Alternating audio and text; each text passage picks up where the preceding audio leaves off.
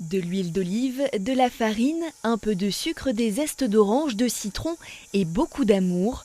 Il n'en faut pas plus pour réaliser le gibassier, l'un des 13 desserts. C'est en tout cas la recette de Pierre Piantino. Le gibassier a tendance à être un peu plus sec et un peu plus fin, et la pompe à l'huile un peu plus briochée.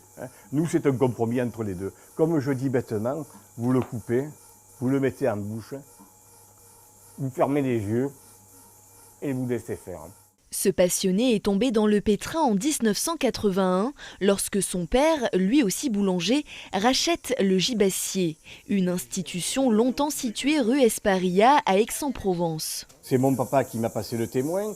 Avant ça, c'est M. Vigourou qui l'a passé à mon papa. Avant M. Vigourou, c'est M. Balme. Avant M. Balme, c'est M. Carle. Donc on est remonté très loin comme ça. Et chaque patron de ce magasin, chaque ouvrier a adapté sa recette. Désormais, c'est dans sa maison tretsoise que Pierre a installé son laboratoire. Il y travaille à l'ancienne, avec une fermentation lente, sans utilisation de levure. La pâte pousse toute la nuit. Elle est découpée le matin et cuite l'après-midi.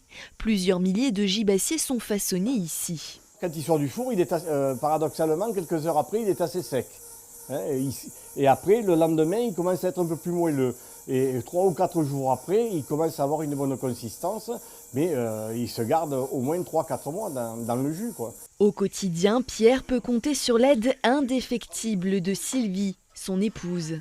Quand moi je ne suis pas là, on va s'appeler 20 fois par jour et vice-versa. On a été habitués à travailler ensemble parce que comme nous avons repris le magasin dans la rue Esparia, on était côte à côte, donc on fait tout ensemble. Chez les Piantino, il y a aussi la fille, Emma. Ce vendredi, c'est elle qui tient le chalet sur le cours Mirabeau. Toute l'année, la famille d'artisans est présente sur la place Richelme, mais à l'approche des fêtes, le marché de Noël constitue leur principale activité. Comptez entre 6 et 12 euros pour un gibassier. Les gens qui mangent du gibassier, la plupart du temps, c'est parce qu'ils l'ont connu quand ils étaient petits.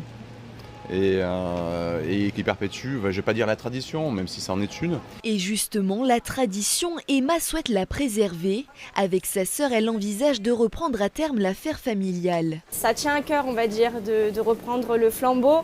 Même si mes parents n'en parlent pas trop, je sais que ça leur tiendra à cœur qu'on reprenne, que ça ne soit pas perdu, que ça ne soit pas dans une autre famille, parce que ça serait bête de perdre la 3e génération.